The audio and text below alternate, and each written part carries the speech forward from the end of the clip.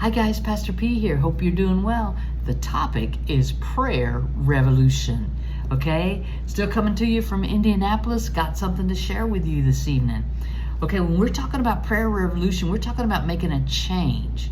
Okay, the last few days we've been focused on that. We've been focused on pressing in, and we've been focusing on being bold. And I want to share a passage with you tonight from Matthew 27 in the 51st verse. It's right after.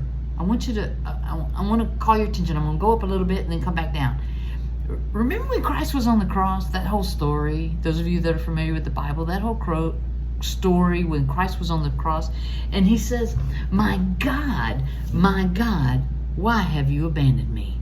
A lot of times we feel like God has abandoned us. We feel like, especially in this particular season, in this particular era of our life, in this country and other countries, in relationships, and in the school system, in the communities, in our homes, in our heart, in our churches, in our jobs, and God, why have you abandoned me?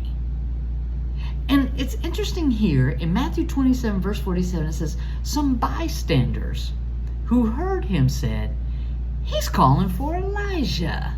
See, folks will get your stuff twisted. They won't know why you calling out. They won't know why you're pursuing what God has purposed you to be and to do. They're not going to understand. And it goes on to say, one of them ran and got a sponge soaked in sour wine and lifted it on a stick so he could drink it. And the others joked, "Don't be in such a hurry. Let's see if Elijah comes and saves him. Let's see if there's some other way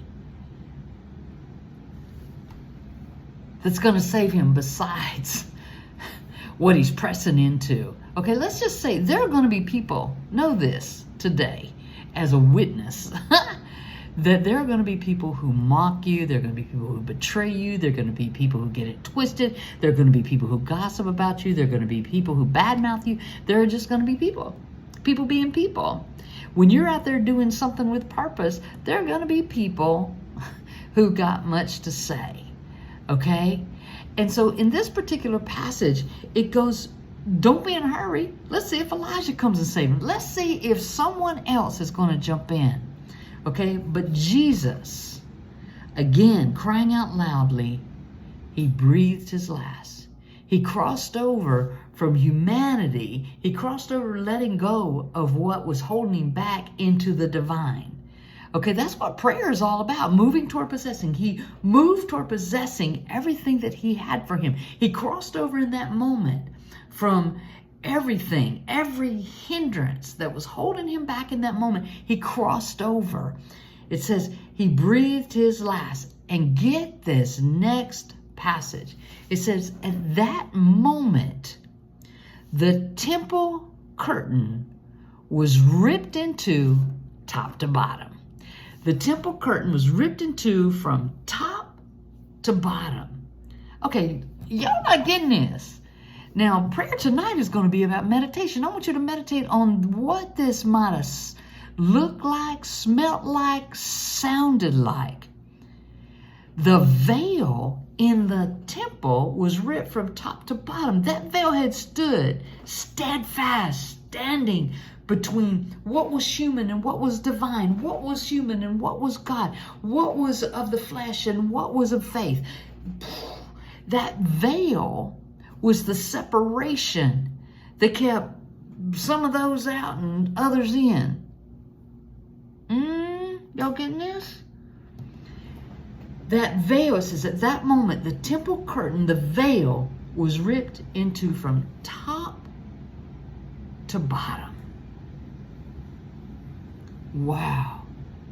That veil is about 4 inches thick or more. Okay? That veil is thick. That's a thick curtain. Okay? It was 60 feet wide, 30 feet tall. And in that moment, it was ripped from top to bottom. When Christ breathed his last, when Christ crossed over from dealing with things in a human way and started dealing with things in a divine way, that veil was ripped from top to bottom.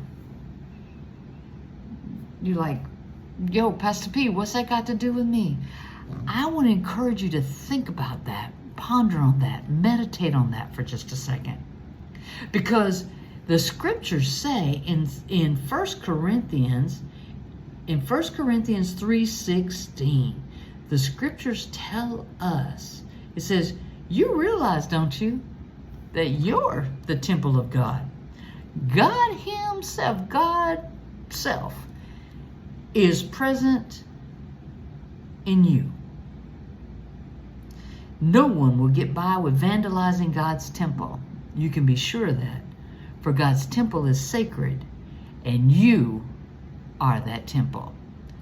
So the veil in the temple, from top to bottom, from your mind into your body, was ripped in two. See, we got to start at the mind. When we cross over from the humanity into the divine, when we cross over from trusting us and leaning on us and begin to trust in God, we got to start with the mind. Change your mind and you will change your life. As it goes on to say in Matthew, that's a very, very exciting passage, because Christ was at his last. Sometimes when we're at our last point, a lot of folks are right now, frustrated, in doubt and worry and fear. Doubt and worry and fear are on one side of the veil. God's divine purpose and hope and joy and peace and goodness and kindness and self-control and the fruit of the Spirit are on the other side of the veil. Okay, when we get to the end of us, that veil is ripped in two, and we have full access to everything God has purposed us to be and to do. Tonight, begin to meditate. As a form of prayer, meditate on that veil. About how thick it was, how tall it was, how wide it was. And God stretched through that. How thick is doubt and worry and fear? How wide is doubt and worry and fear? How tall is betrayal? How tall is the things that you didn't think was going to happen that are happening? How tall is all that? God is bigger than all of that. Know tonight that as you begin to press in, as you get to the end of you, that veil is ready to be ripped open from the top of you to the bottom of you, revealing everything that God has created you to be and to do. So I encourage you tonight, get your focus back on, get your focus and meditate on what that veil was like. Google it, look it up, look at what it stood for. I encourage you to do that. I'll see you tomorrow. Until then, keep on praying. Pray without ceasing. I love you. Night night.